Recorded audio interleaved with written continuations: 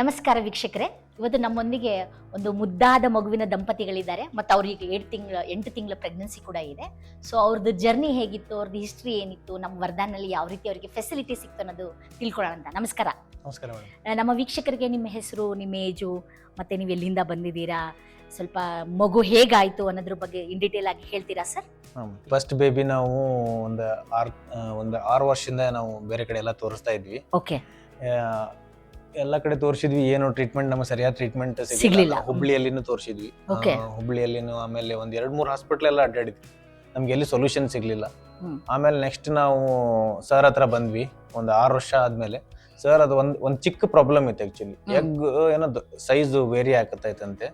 ಅದಕ್ಕೆ ಸರ್ 1 ತಿಂಗಳದಲ್ಲೇ ಕಂಡು ಹಿಡಿದು ಟ್ರೀಟ್ಮೆಂಟ್ ಕೊಟ್ಟರು. ಆಮೇಲೆ ಇಮಿಡಿಯೇಟ್ ಆಗಿ IUI ಮಾಡಿದ್ಮೇಲೆ. ನೀವು ಇದ್ದಿದ್ದು ಬೆಂಗಳೂರಲ್ಲಿ ಇದ್ದು ಹುಬ್ಳಿಗೆ ಹೋಗಿದ್ರೆ ತೋರಿಸ್ಲಿಕ್ಕೆ? ಅಂದ್ರೆ ಮುಂಚೆ ಹುಬ್ಳಿಯಲ್ಲೇ ಇದ್ವಿ. ಮುಂಚೆ ಹುಬ್ಳಿಯಲ್ಲಿ ಇದ್ರಿ.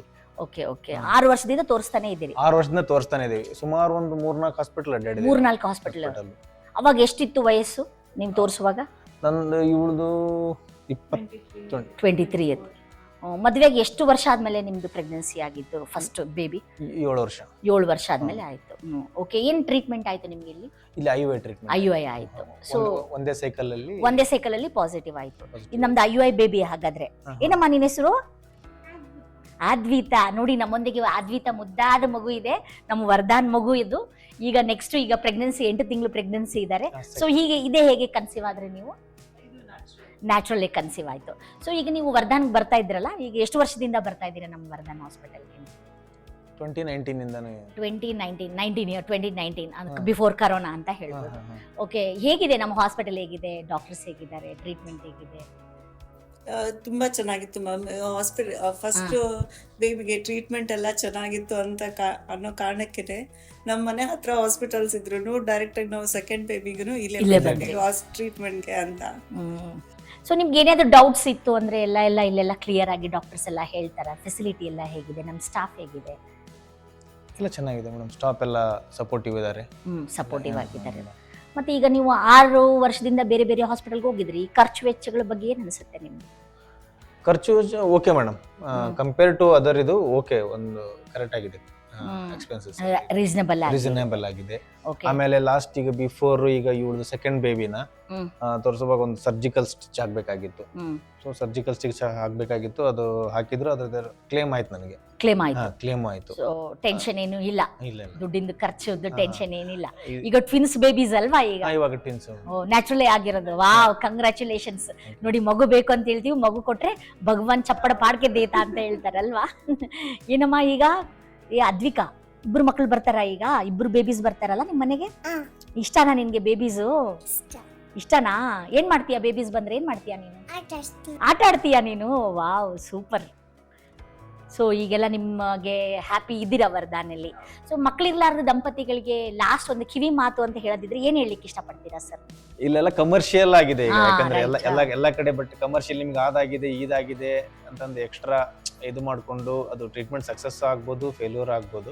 ಬಟ್ ಇಲ್ಲಿ ಹಂಗಲ್ಲ, ಇಲ್ಲಿ ಕರೆಕ್ಟ್ ಫ್ರೆಂಡ್ಲಿ ಆಗಿ ಈ ತರ ಇದೆ ಅಂತ ಹೇಳಿ ಅದಕ್ಕೆ ಟ್ರಾನ್ಸ್ಪರೆನ್ಸಿ ಇದೆ, ತುಂಬಾ ಟ್ರಾನ್ಸ್ಪರೆನ್ಸಿ ಇದೆ. ಆಮೇಲೆ ನಮ್ಗೆ ಅದು ಸ್ಟಾಫ್ ಎಲ್ಲ ತುಂಬಾ ಚೆನ್ನಾಗಿ ನೋಡ್ಕೋತಾರೆ, ಕೇರ್ ಮಾಡ್ತಾರೆ.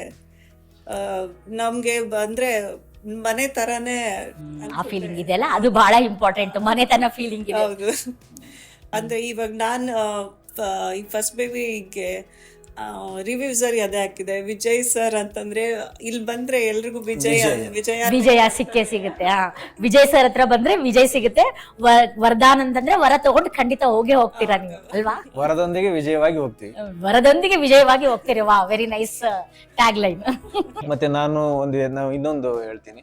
ನಮ್ ಫ್ರೆಂಡ್ ಒಂದು ಸಜೆಸ್ಟ್ ಮಾಡಿದ್ದೆ, ಅವ್ನಿಗೆ 10 ಇಯರ್ಸ್ ಆಗಿತ್ತು. 10 ವರ್ಷ ಆಗಿತ್ತು ಅವ್ನಿಗೆ. ಆಕ್ಚುಲಿ ನಾವು ಸ್ಕೂಲ್ ಫ್ರೆಂಡ್ಸ್. ಅವಾಗ ಅವನೇನ್ ಹೇಳ್ದ, ನಾನೇನೋ ಅಚಾನಕ್ ಯೂಶಲಿ ಫೋನ್ ಮಾತಾಡ್ತಿರ್ಲಿಲ್ಲ, ಏನಕ್ಕೋ ಫೋನ್ ಮಾಡಿದೆ ಅವನಿಗೆ. ಫೋನ್ ಮಾಡಿ ಹಿಂಗೆ ಹೋಗು ಅಂತ ಅವನು ಇಗ್ನೋರ್ ಮಾಡಿದ್ದ ಫಸ್ಟ್. ಆಮೇಲೆ ಇವ್ನು ಇಷ್ಟು ದಿವಸ ಮಾಡಿಲ್ದವನು ಯಾವಾಗ ಫೋನ್ ಮಾಡಿದಾನಲ್ಲ, ಒಂದ್ಸಲ ಹೋಗೋಣ ಅಂತ ಇಲ್ಲಿ ಬಂದು ತೋರಿಸಿದ. ಆಮೇಲೆ ಅವಾಗ ಈಗ ಆಯ್ತು 10 ಇಯರ್ಸ್ ಆದ್ಮೇಲೆ ಬಾಯ್ ಪಾಪು ಆಯ್ತು. ಅವ್ರದ್ದು IUI ಏನೋ ಆಗಿದೆ. ಅವ್ನು ಹೇಳಿದ ನನಗೆ, ನನ್ನ ಹೆಸರು ಚೆನ್ನವೀರು, ಹ್ಮ್. ನನಗೆ ಉಳ್ವಿ ಚೆನ್ನಬಸವೇಶ್ವರನ ಕಾಲ್ ಮಾಡದಂಗೆ ಹೇಳಾಯ್ತು ನೋಡಪ್ಪ, ನನಗೆ ಒಳ್ಳೇದಾಯ್ತು. ಮತ್ತೆ ಇನ್ನೊಬ್ಬ ಫ್ರೆಂಡ್ ಸಜೆಸ್ಟ್ ಮಾಡಿದೀನಿ, ಅವ್ರದ್ದು ಕೂಡ ಪಾಪ 5 monthsಗೆ ಎಲ್ಲ ಬೇಬಿ ಚೆನ್ನಾಗಿದೆ ಅಂತ ಇವತ್ತು ನೀನೇ ಚೆಕ್ ಮಾಡಿಸ್ಕೊಂಡು ಬಂದಿದ್ದಾರೆ ಬೇಬಿನ. ನಾಳೆ ಅಂದ್ರೆ ಅದು ಏನೋ ಪ್ರಾಬ್ಲಮ್ ಆಗ್ಬಿಟ್ಟಿದೆ, ಮತ್ತೆ ಅವ್ರದ್ದು ಅಬಾರ್ಷನ್ ಇದಾಯ್ತು. ಅದಕ್ಕೆ ಅವನು ಇಲ್ಲಿಗೆ ಸಜೆಸ್ಟ್ ಮಾಡಿದೀನಿ, ಚೆನ್ನಾಗಿದೆ ಅಂತ ಅವನು ಹೇಳ್ದ. ನಮ್ಗೆ ವಿಜಯ್ ಸರ್ ತುಂಬಾ ಫ್ರೆಂಡ್ಲಿ ಆಗಿದ್ದಾರೆ, ತುಂಬಾ ಚೆನ್ನಾಗಿ ಮಾತಾಡ್ತಾರೆ, ಹಚ್ಕೋತಾರೆ. ನಿಮ್ಮ ಹಬ್ಬಗಳಲ್ಲಿ ಬಂದಾಗ ನಿಮ್ಮ ಹೋಳಿಗೆ ಶ್ರೀಕರಣ ಎಲ್ಲ ನಾವು ತಿಂದಿವಿ, ರೊಟ್ಟಿ ತಿಂದಿದೀವಿ, ತುಂಬಾ ಚೆನ್ನಾಗಿ ಮಾಡಿಕೊಟ್ಟಿದ್ದೀರಾ. ಇದೇ ಸಂಬಂಧ ಯಾವಾಗ್ಲೂ ಇರ್ಲಿ, ಇದು ನಮ್ಗೆ ಬಹಳ ಇಂಪಾರ್ಟೆಂಟ್.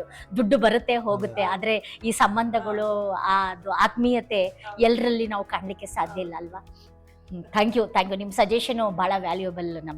ನಮಗೆ ಬೇರೆ ಅರ್ಥ ಮಾಡಿಕೊಂಡು ಬೇರೆ ಈ ನಿಮ್ಮ ಥರ ಯಾರಾದರೂ ಸಫರ್ ಆಗಿದ್ರೆ ಇವತ್ತು ತುಂಬ ಹೆಲ್ಪ್ ಆಗುತ್ತೆ. Thank you. ಕೇಳಿದ್ರಲ್ಲ ವೀಕ್ಷಕರೇ, ಅವ್ರಿಗೆ ಮೊದಲನೇ ಮಗು IOL ಆಗಿತ್ತು, ಈಗ ನ್ಯಾಚುರಲಿ ಕನ್ಸೀವ್ ಆಗಿ ಅವ್ರ ಹತ್ರ ಹಾಸ್ಪಿಟಲ್ಸ್ ಇದ್ರೂ ನಮಗೆ ಇಲ್ಲೇ ತುಂಬ ಕಂಫರ್ಟಬಲ್ ಆಗಿದ್ದೀವಿ ಅಂತ ಬಂದಿದ್ದಾರೆ. ಟ್ವಿನ್ಸ್ ಇದೆ, ನೆಕ್ಸ್ಟ್ ಮಂತೆ ಅವ್ರದ್ದು ಡೆಲಿವರಿ ಕೂಡ ಇದೆ. ಸೊ ಅವರು ಕೂಡ ತುಂಬ ಪೇಷಂಟಿಗೆ ರೆಫರ್ ಮಾಡಿದ್ದಾರೆ. They also very happy. ಇದು ತುಂಬ ಹೋಮ್ಲಿ ಇದೆ, ಟ್ರಾನ್ಸ್ಪರೆನ್ಸಿ ಇದೆ, ವರದಾನಿಗೆ ಬಂದು ವರ ತಗೊಂಡು ವಿಜಯವಾಗಿ ಹೊರಗಡೆ ಹೋಗ್ಬೋದಂತ ಒಂದು ಟ್ಯಾಗ್ಲೈನ್ ಹೇಳಿದ್ದಾರೆ. ಅದು ಕೇಳಿ ತುಂಬ ಸಂತೋಷ ಆಯಿತು. ನಿಮಗೂ ಕೂಡ ಮಕ್ಕಳಿಲ್ವಾ, ಚಿಂತಿಸಬೇಡಿ, ನೀವು ವರದಾನಿಗೆ ಬಂದು ವರ ತಗೊಂಡು ವಿಜಯವಾಗಿ ಹೊರಗಡೆ ಹೋಗ್ಬೋದು, ನಿಮಗೂ ಅವಕಾಶ ಇದೆ. Thank you.